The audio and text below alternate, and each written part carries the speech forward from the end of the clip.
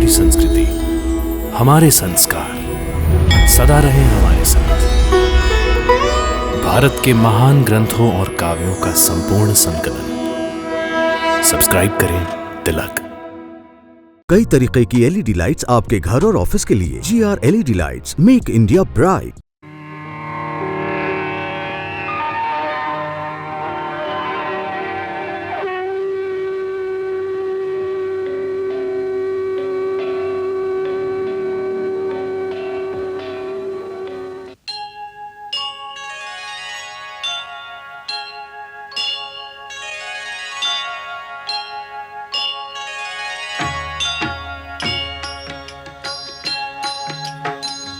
सीताराम चरित अति पावन, मधुर सरस अरु अति मन भावन।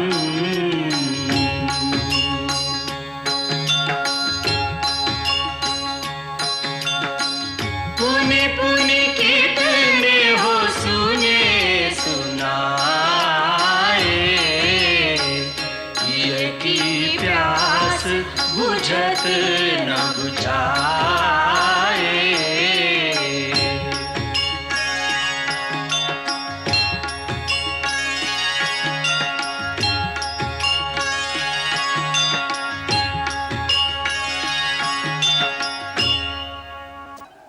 नए नए रथ पर चढ़कर इतना क्यों इतरा रहे हो?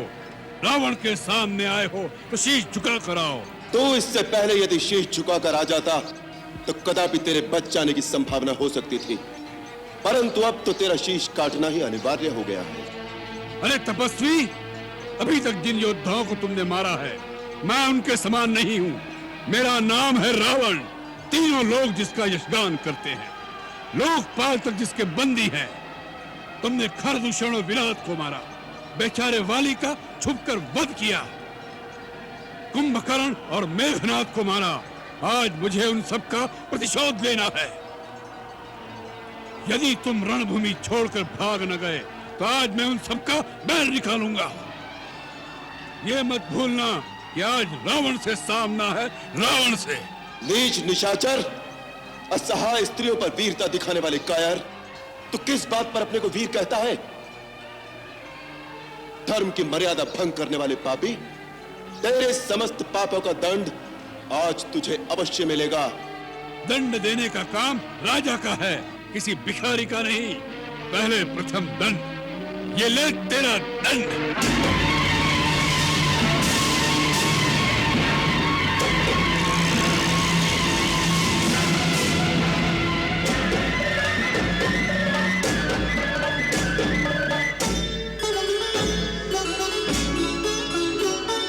धर्म रथ पर बैठा, एक पाप रथ पर बैठा, दो महारथी दो महाबली संग्राम करते हैं। अंतिम चरण में युद्ध रावण राम करते हैं। अंतिम चरण में युद्ध रावण राम करते हैं। युद्धम युद्धम युद्धम महायुद्धम।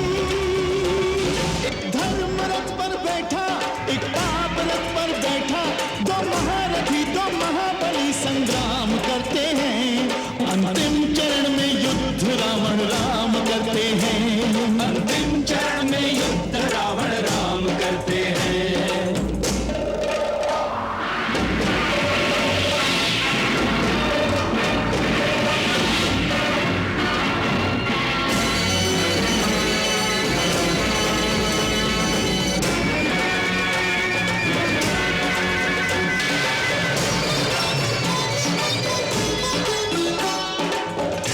कोई ना कोई निर्णय हो जाएगा, निश्चित ही पापी करनी का फल पाएगा।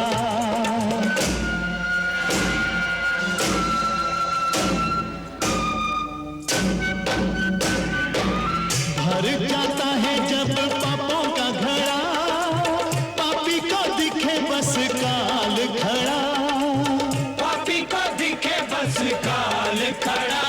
एक धर्म रथ पर बैठा, एक पाप रथ पर बैठा, दो महारथी आकाश में संग्राम करते हैं। अंतिम चरण में युद्ध युद्ध रावण राम करते हैं। अंतिम चरण में युद्ध रावण राम करते हैं।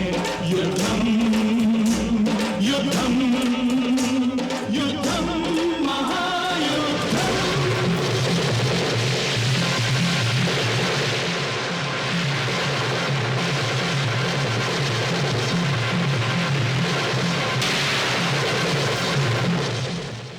मातली, देखो रावण का रथ बड़े वेग से आ रहा है, अतः अब सावधान हो जाओ और आगे बढ़ो।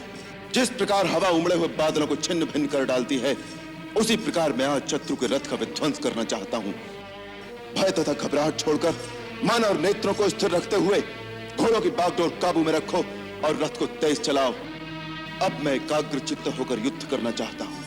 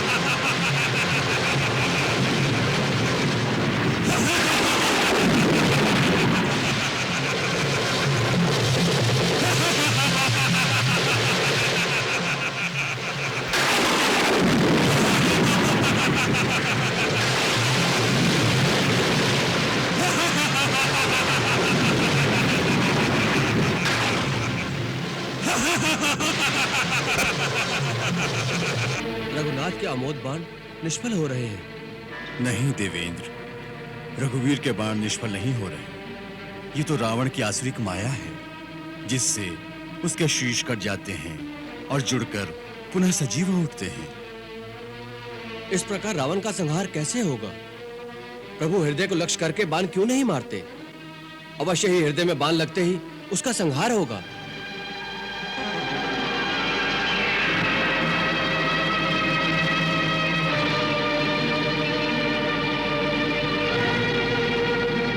हे देवराज इंद्र, ये एक गूढ़ रहस्य है। श्री राम रावण के हृदय को लक्ष्य करके बाण नहीं चलाएंगे, क्योंकि श्री राम जानते हैं कि रावण के हृदय में निरंतर सीता का वास है।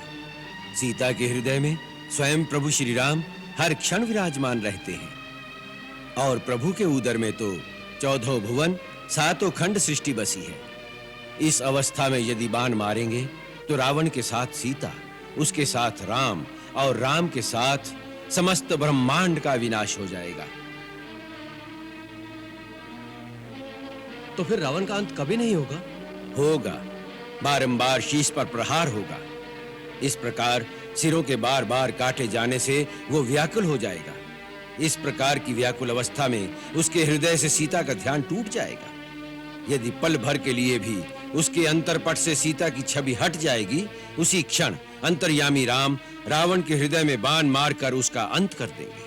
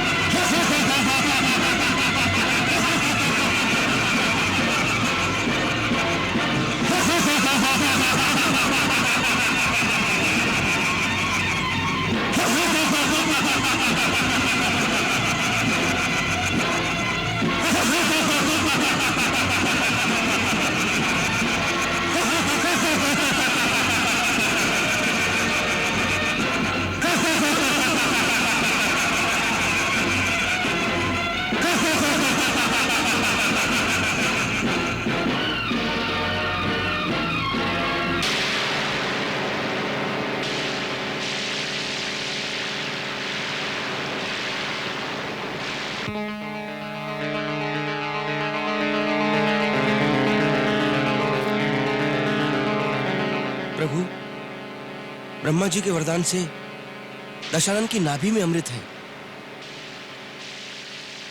कुंडलाकृति से युक्त अमृत तत्व का मूल है वो।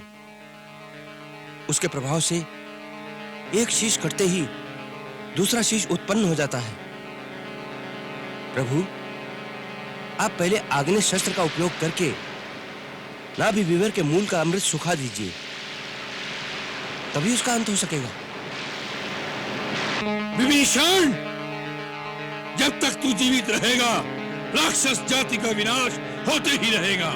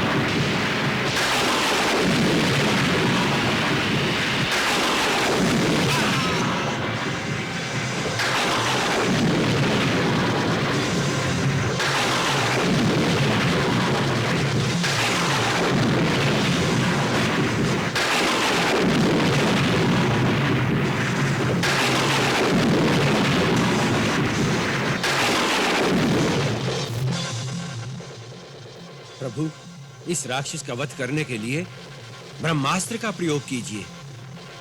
देवताओं ने जो इसके विनाश का समय बताया था, अब वो आ पहुंचा है प्रभु।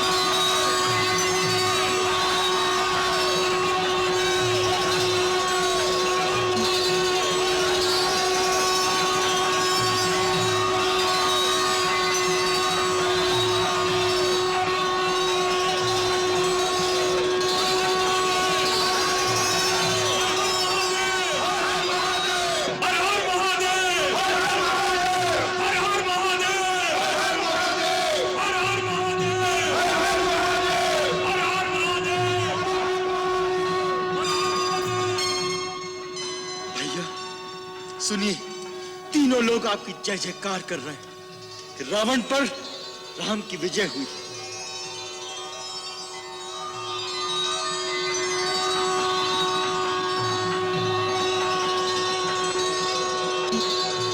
लक्ष्मण, ये विजय केवल राम की नहीं, तुम सबकी है।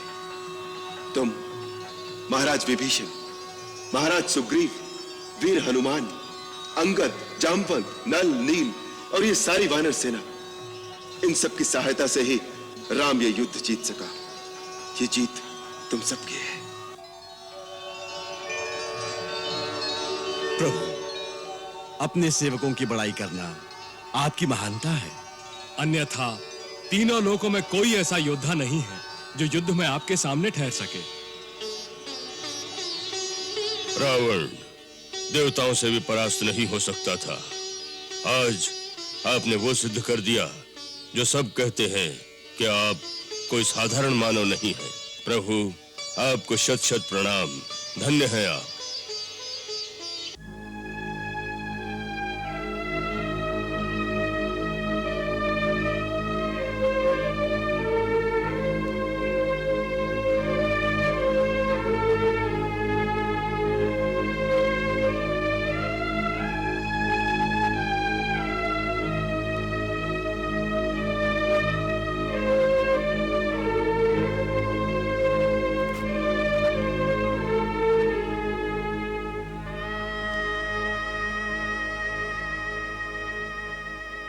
जाके मिल गया अहम जो ब्रह्म से,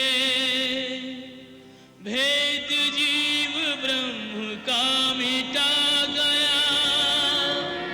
आ गया सिमट के बिंदु सिंधु में, तेज तेज पुंज में समा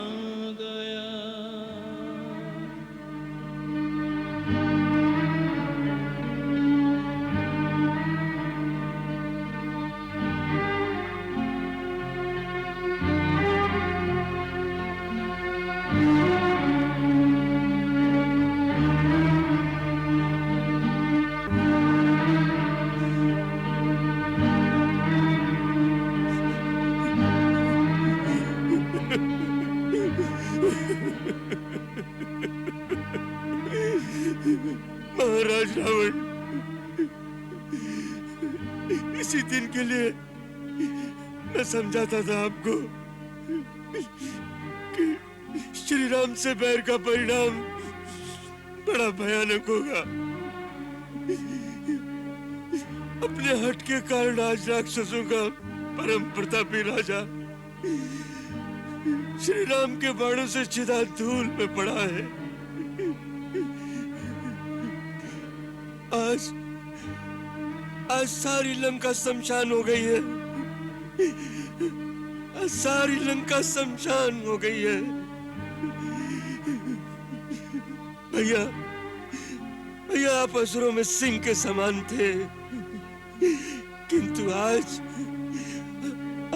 वैभवशाली सोने की लंका का अधीश्वर धरती पर एक अनाथ की तरह पड़ा है।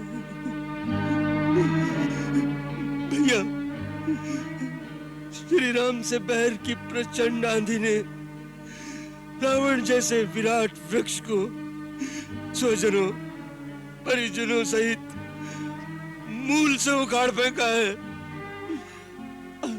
आज आपके बिना सारी लंका अनाथ हो गई है। सारी लंका अनाथ हो गई है भैया, सारी लंका अनाथ हो गई है।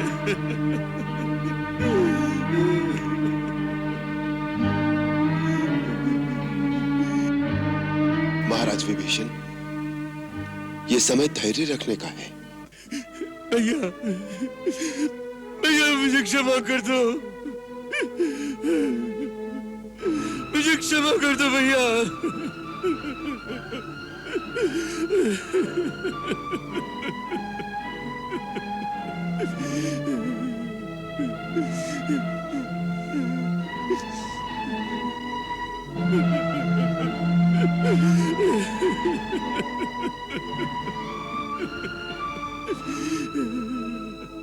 महाराज विभीषण,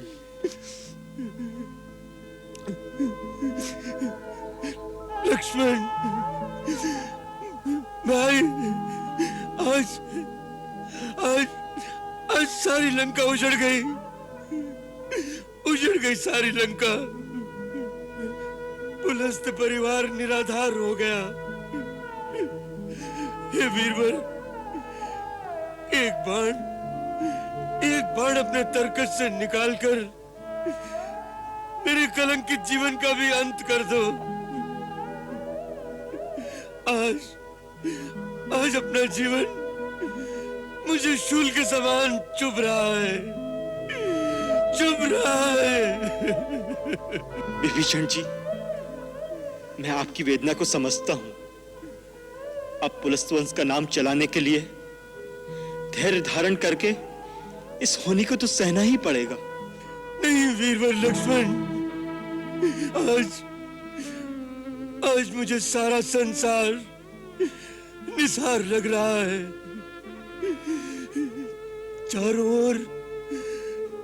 चारों ओर अंधकार ही अंधकार दिखाई दे रहा है।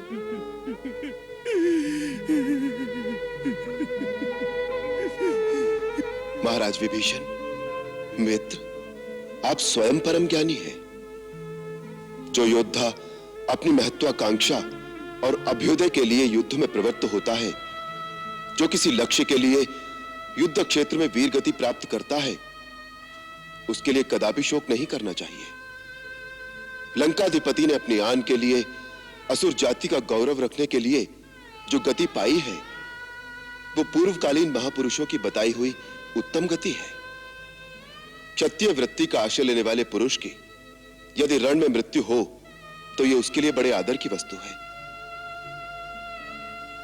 यही शास्त्रोक्त सिद्धांत है। अब आप तात्विक बुद्धि का आश्रय लेकर अपने मन का संताप दूर कीजिए और अब आगे जो प्रेत संस्कार आदि करना है उसके संबंध में विचार कीजिए। महाराज सुग्रीव, आज्ञा प्रभु।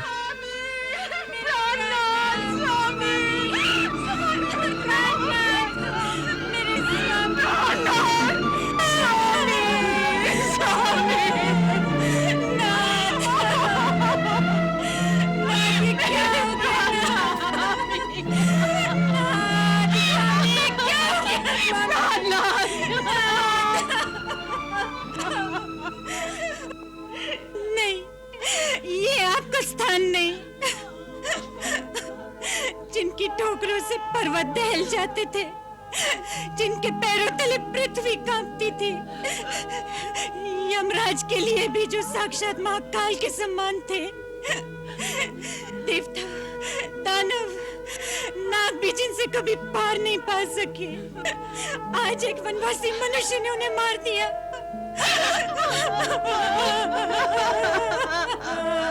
नहीं ना, इस पर कोई विश्वास नहीं करेगा, कोई नहीं करेगा। उठो नाथ, उठो।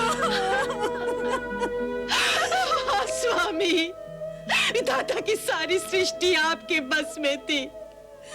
लोकनाथ भयभीत होकर आपके सामने नतमस्तक हो जाया करते थे, परंतु आपके श्री राम जी से विमुख होने के कारण आपकी ये गति हो गई। आज इस सारे कुल में आपका कोई रोने वाला भी नहीं रह गया। मैं गर्व से सोचा करती थी कि विष्णु और शिव के भांति आपका अंत कभी नहीं हो सकता, परंतु आपने स्वयं श्रीमन नारायण से ही बैर मोल लिया। मैं आपसे सदा कहती थी ना, इनसे बैर न करे, ये कोई साधारण मानव नहीं है, नहीं है। परंतु आपने मेरी एक न मानी। आपको कोई मनुष्य नहीं मार सकता था ना, परंतु एक पतिव्रता सती स्त्री पर हाथ डालने के पाप ने ही आपको भस्म कर दिया। आज मुझे इन शत्रुओं के बीच अकेला छोड़कर क्यों चले गए नाथ, क्यों चले गए नाथ? मुझे भी अपने साथ ले चलो, अपने साथ ले चलो नाथ।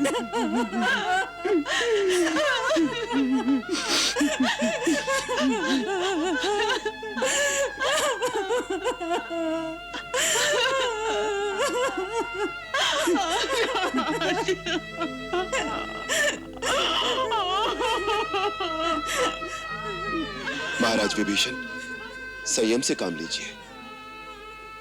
अपने परिवार की व्याकुल शोक संतप्त महिलाओं को संभालिए, सांत्वना दीजिए इन्हें।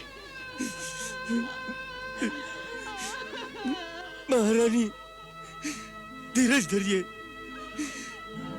धीरज धरिए। भाभी, भाभी, किसकी भाभी? जब भाई को शत्रु के हाथ से मरवा डाला तो भाभी का नाता कहाँ रहा? क्या इसी दिन के लिए अपने भाई का साथ छोड़ के गए थे? कम से कम आप तो ऐसा न कहो भाभी। तीनों लोग जानते हैं कि मैंने भैया का साथ नहीं छोड़ा था। उन्होंने ही मुझे निकाल दिया था।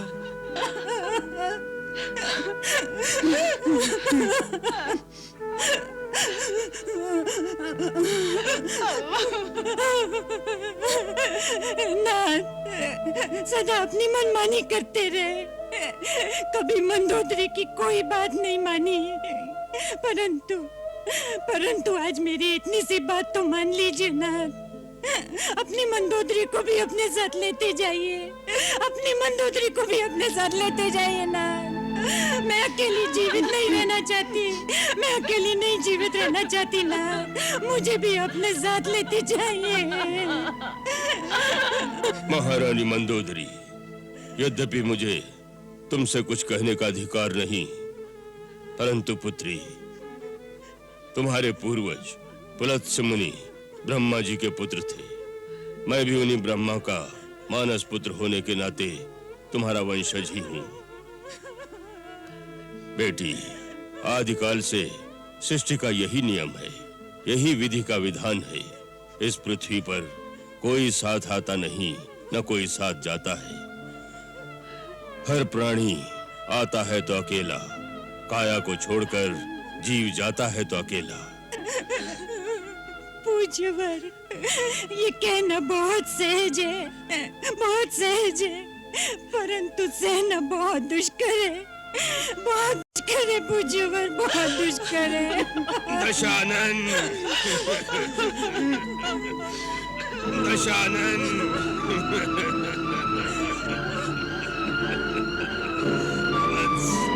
मेरे बच्चे,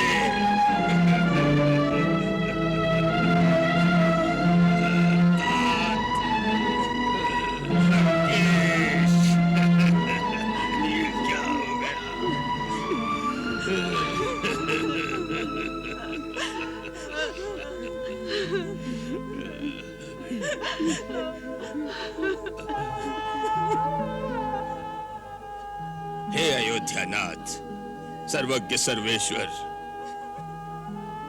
रावण, कुंभकर्ण, विभीषण के अभागे नाना, माल्यवान का सादर प्रणाम स्वीकार करें। प्रति नमस्कार मान्यवर। आपके दर्शन से मैं कृतकृत्य हो गया। आपके विवेक और महाज्ञान की चर्चा प्राय मैं विभीषण से सुनता था, आज सौभाग्य से साक्षात्कार हो गया। हे दिव्य आत्मन, मेरे परम प्रतापी नाती दशानन, जिसके एको अहम द्वितीयो नास्ति, न भूतो न भविष्यति के गर्जन से दशों दिशाएं कंपायमान होती थी, उसने अपनी टेक रखने के लिए रणभूमि में अपने प्राण अर्पण कर दिए। रावण अब केवल इतिहास के पन्नों पर रह गया है, वर्तमान आपका है। आज आप लंका के विजेता हैं। हे लंका विजयी रघुकुल तिलक, लंका के राज परिवार का एकमात्र जीवित प्राणी, मैं लंकापति का नाना माल्यवान आपको विजेता स्वीकार करके आत्मसमर्पण करने आया हूं। मैं लंका को आपके अधीन करके लंका का राज्य आपके श्री चरणों में समर्पण करता हूं। अब लंका का शासन, लंका की सारी संपत्ति और राजकोष पर आपका अधिकार है। जिन्होंने आपसे बैर किया वो रण में मारे गए हैं। अब मेरी इतनी ही प्रार्थना है कि लंका की निर्दोष प्रजा पर आप क्रोध न करें। लंका के बचे हुए नर नारी आपकी दया के पात्र हैं। आज से लंका और लंका निवासी अयोध्या के पराधीन रहेंगे।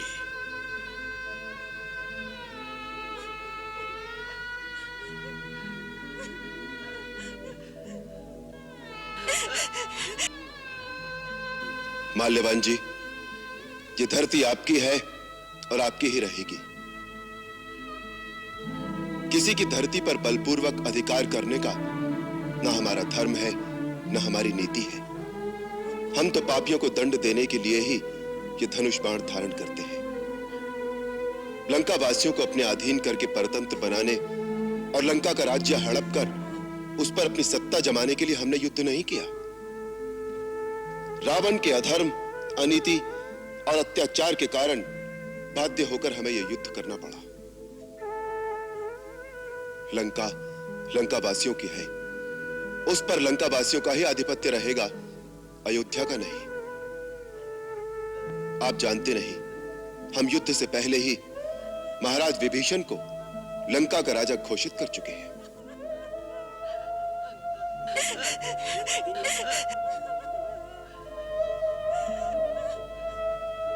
धन्य है रघुवंश मणि, आपकी उदारता धन्य है, आपकी विशाल हृदयता धन्य है।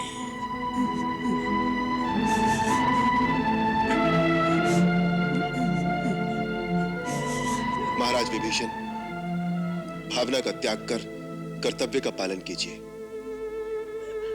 इस समय सर्वप्रथम कर्तव्य आपका यह है कि अपने कुल की परंपरा के अनुसार शास्त्रोक्त विधि से अपने ज्येष्ठ भ्राता के पार्थिव शरीर का विधिवत अंतिम संस्कार कीजिए।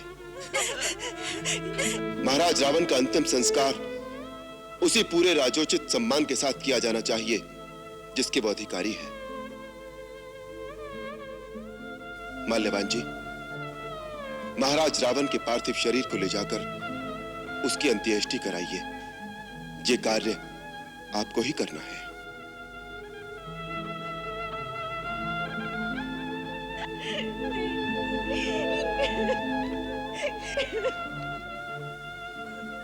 महाराज रावण, भगवान आपकी आत्मा को सद्गति दे।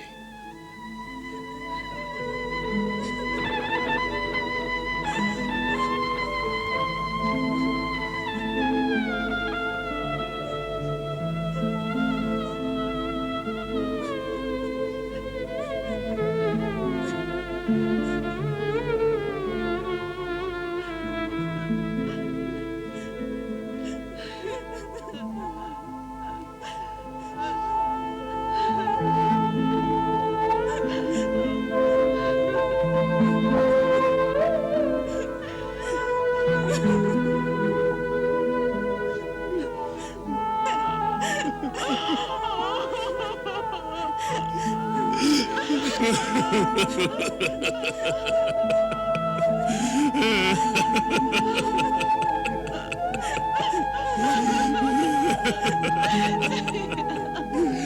भी विधि की कैसी विडंबना है।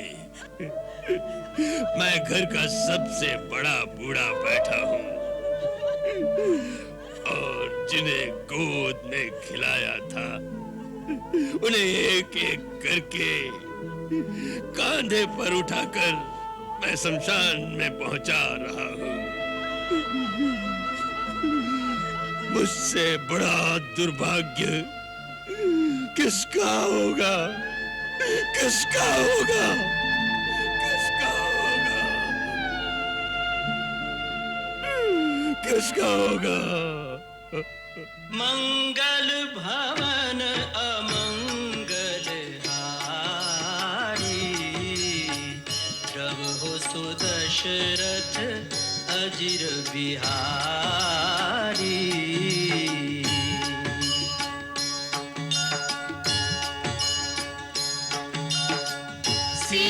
सीताराम चरित अति पावन, मधुर सरस अरु अति मन भावन।